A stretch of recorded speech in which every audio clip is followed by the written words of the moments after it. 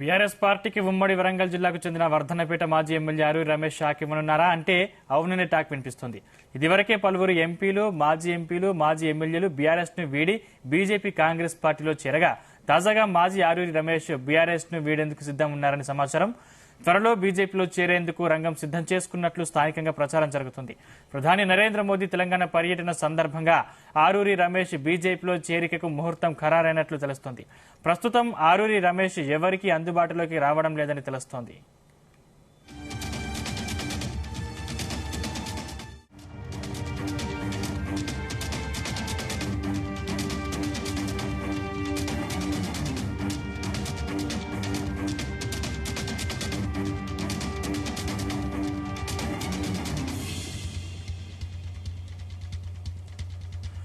BRS పార్టీకి ఉమ్మడి వరంగల్ జిల్లాకు చెందిన వర్ధన్నపేట మాజీ ఎమ్మెల్యే ఆరూరి రమేష్ షాక్ ఇవ్వనున్నారా అంటే అవుననే టాక్ వినిపిస్తోంది.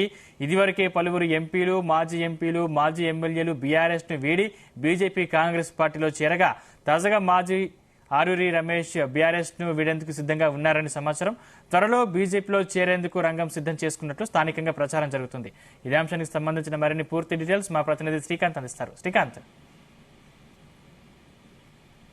Good morning Sandeep. ఏదైతుందో కూడా పార్లమెంటు ఎన్నికల షెడ్యూల్ వెలువడనున్న నేపథ్యంలో కూడా రాజకీయ సమీకరణలు శరవేగంగా మారుతున్నాయని చెప్పొచ్చు. ప్రధాన రాజకీయ పార్టీ నుంచి కూడా లోక్సభ ఎన్నికల బరిలో దిగాలనే ఆలోచనతో కూడా ఉన్నటువంటి నేతలు కూడా తుది నిర్ణయం తీసుకునే పనిలో పడ్డారని చెప్పొచ్చు. దీంట్లో కూడా రాజకీయ వలసలు అయితే ఊపందుకున్నాయి. ముఖ్యంగా బీఆర్ఎస్ పార్టీ నుంచి కూడా పలువురు ముఖ్యమైనటువంటి నేతలు కూడా ఇటు కాంగ్రెస్ పార్టీ అదేవిధంగా బీజేపీ వైపు అయితే చూస్తున్నామని చెప్పొచ్చు. తమ అదృష్టాన్ని పరీక్షించుకునేందుకు దిశగా అడుగులైతే వేస్తున్నారు. అందులో ప్రధానంగా బీఆర్ఎస్ పార్టీకి సంబంధించిన కొంతమంది నేతలు ఇప్పటికే కాంగ్రెస్ పార్టీ వచ్చారుగా మరి కొంతమంది కూడా కారు దిగేందుకైతే సిద్ధమవుతారని చెప్పొచ్చు. అందులో ప్రధానంగా బీజేపీ పార్టీ కూడా ఇటీవల కూడా 9 స్థానాలను కూడా జాబితాను కూడా విడుదల చేసింది. అందులో ప్రకటించినటువంటి స్థానాల్లో కూడా ఆశావాహులు అయితే ఎక్కువ ఉన్నారు. అందులో ప్రధాన పార్టీల నుంచి కూడా బీజేపీ పార్టీ అదేవిధంగా కాంగ్రెస్ పార్టీలో చేరేందుకు సిద్ధమవుతుంది. అందులో ప్రధానంగా చూసుకుంటే మాత్రం వరంగల్ ఎస్సీ రిజర్వ్ స్థానం ఉంటుంది. ఇక్కడ లోక్సభ స్థానం నుంచి కూడా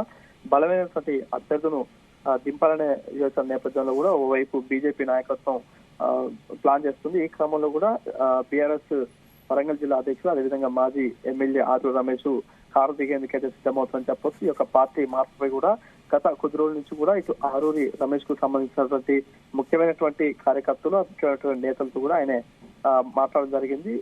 ఏదో కూడా భవిష్యత్ కార్యక్రమంతో గురించి కూడా పూర్తి స్థాయిలో కూడా మాట్లాడుకోవడం జరిగింది. ఈ నేపథ్యంలో ఇటు కారు దిగి కూడా కమలం వైపు వెళ్లే అవకాశం ఎక్కువైతే కనిపిస్తే ఇందులో ప్రధానంగా కూడా ఇటు గత 2 రోజుల నుంచి కూడా బీజేపీ పార్టీకి సంబంధించిన అగ్రనాయకత్వం కూడా అతన్ని ఫోన్ లో సంప్రదించడం జరిగింది. ఈ నేపథ్యంలో బీఆర్ఎస్ పార్టీ కూడా అలర్ట్ అయినటువంటి క్రమంలో ఇటు నేరుగా కూడా కేటీఆర్ తో పాటు హరీష్ రావు కూడా ఆరూరి రమేష్ తో ఫోన్ లో మాట్లాడడం జరిగింది. బుజ్జగించే ప్రయత్నం చేశారు. వెంటనే అక్కడ ఉన్నటువంటి ఎమ్మెల్సీ ఉన్నటువంటి బస్వ సారయ్యతో కూడా మంత్రాలు జరిపించారు. అతను సంధానించే ప్రయత్నం చేశారు. బుజ్జగించే ప్రయత్నం చేసినా కూడా ఆరూరి రమేష్ మాత్రం ఏతో కూడా కారు దిగేందుకైతే సిద్ధమవుతుందని చెప్పచ్చు. దీంతో కూడా బీఆర్ఎస్ పార్టీ మొత్తం ఒక పెద్ద షాక్ కలిగిందని చెప్పొచ్చు. ఎందుకంటే ఇటీవల కాలంలో కూడా వరంగల్ ఎస్సీ రిజర్వ్ ఉన్నటువంటి పార్లమెంట్ నియోజకవర్గంలో పోటీ చేసేందుకు ఆరూరి రమేష్ సిద్ధమవుతున్నారు. అదేవిధంగా గతంలో ఉన్నటువంటి 2014 సంవత్సరం 18 సంవత్సరాల్లో 2 సార్లు కూడా ఎమ్మెల్యేగా వర్ధన్నపేట నియోజకవర్గంలో కూడా గెలుపొందడం, ఆ తర్వాత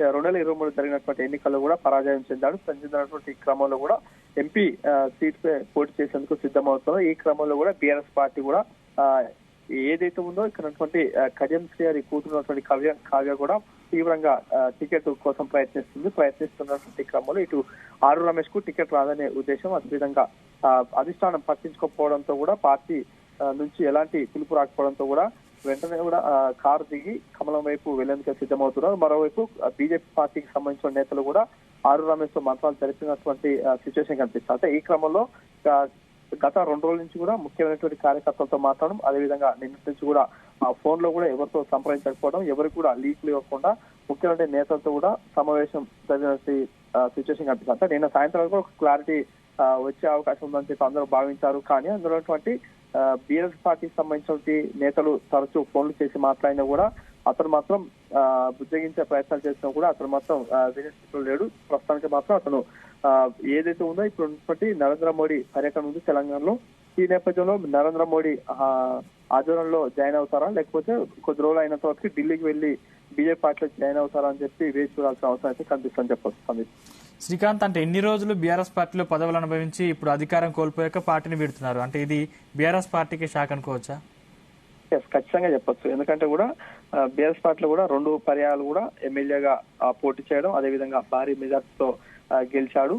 ఆ తర్వాతకి 3వసారి కూడా హ్యాట్రిక్ కొట్టాలనే ఉద్దేశంతో కూడా ఇటు బీఆర్ఎస్ అధిష్టానం భావించింది. అదే తరహాలో కూడా ఇక్కడ నేతలు కూడా గెలుపొందాలని చెప్పి చూశారు. కానీ ఇక్కడ సిచ్యువేషన్ మొత్తం మారిపోయింది. బీఆర్ఎస్ పార్టీ మరోసారి అధికారంలోకి వస్తామని భావించినా కూడా రాకపోవడంతో, అదేవిధంగా ఉమ్మడి వరంగల్ జిల్లాకు సంబంధించిన 12 అసెంబ్లీ నియోజకవర్గాలు ఉంటాయి. ఇందులో ప్రధానంగా ఒక 2 మినహా కూడా 10 స్థానాల్లో మాత్రం కాంగ్రెస్ అయితే కైవసం చేసుకుంది. దీంతో ఇక్కడ బీఆర్ఎస్ పార్టీకి సంబంధించిన నేతలు మాత్రం ఎటు కోల్పోయిన స్థితిలో ఉన్నారు. కాబట్టి ఇప్పుడు ఎంపీ ఎలక్షన్స్ ఉంటాయి కాబట్టి దీపం ఉన్నప్పుడు ఇల్లు చక్కబెట్టుకోవాలనే ఉద్దేశంతో కూడా వీరైతే కూడా పార్టీ వీడి మరో పార్టీలకు వెళ్లే అవకాశం కనిపిస్తుంది. ఎందుకంటే కూడా 2028 సంవత్సరంలో కూడా ఏదో నియోజకవర్గాల పునర్విభజన జరుగుతుంది కాబట్టి అక్కడ రిజర్వేషన్లు మారుతాయి. అప్పుడున్న సిచ్యువేషన్ ఏ విధంగా ఉంటుంది? ఇప్పుడు ప్రస్తుతానికి మాత్రం టీఆర్ఎస్ పార్టీ అధికారం లేదు కాబట్టి వారు మాత్రం భవిష్యత్ కార్యాచరణ నేపథ్యంలో కూడా పార్టీ వీడేందుకైతే సిద్ధమవుతున్నారని చెప్పవచ్చు. Thank you Srikanth.